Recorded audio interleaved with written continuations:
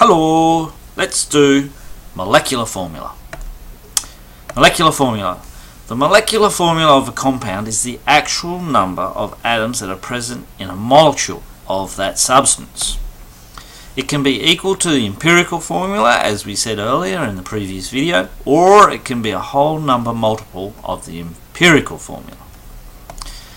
Note that only molecular compounds can have a molecular formula. So you can't have a molecular formula for ionic compounds or for alloys or metals. So effectively we're only talking about covalent substances and covalent molecular substances, which I probably forgot to mention in the last video, but I'm mentioning it now. Let's have a comparison of empirical formulas to molecular formulas. Here's a whole lot of covalent molecular substances. This is the empirical formula, which is the simplest ratio of atoms to molecule, and this is the actual molecule. So this represents what the actual molecule has. This is the lowest ratio, or the simplest ratio. Now, the empirical formula is CH, however, the molecule is actually C2H2. Benzene has exactly the same empirical formula as acetylene, but that's not a problem because the molecular formula is different.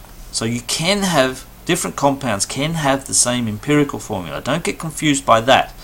This is just a ratio or a formula that's used in our calculations, whereas this is the actual molecular formula.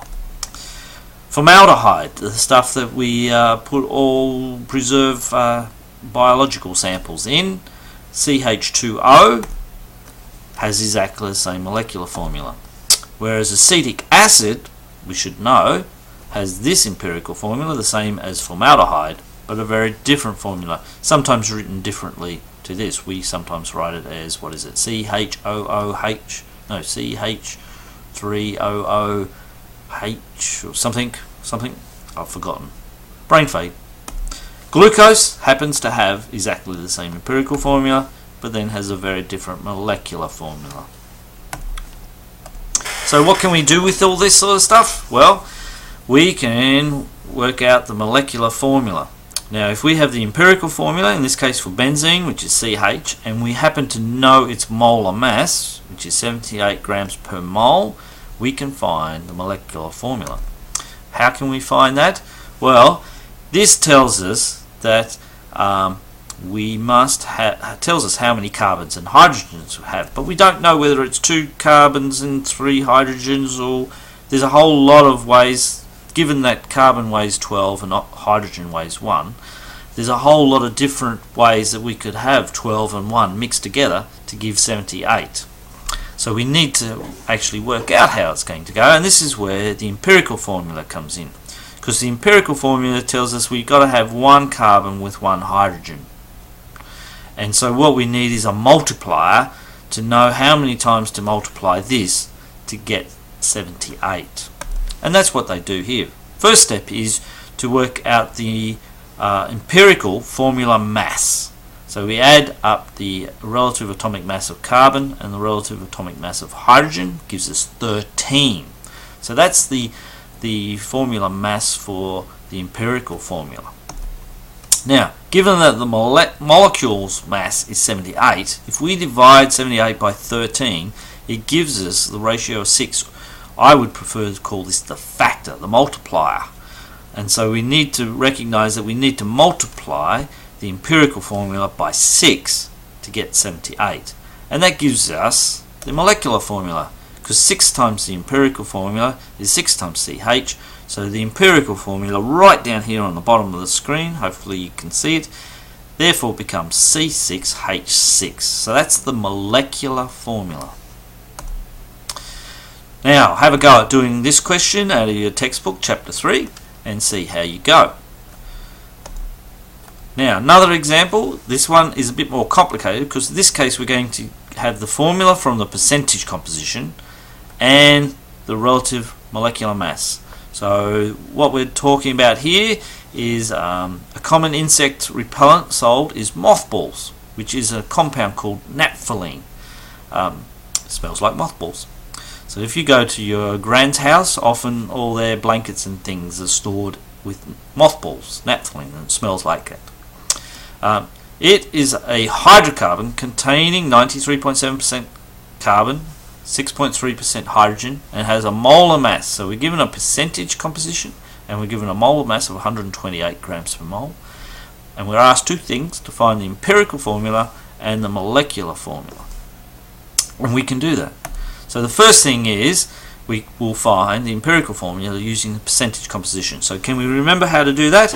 Well, step one, write down the elements, so hydrogen and carbon.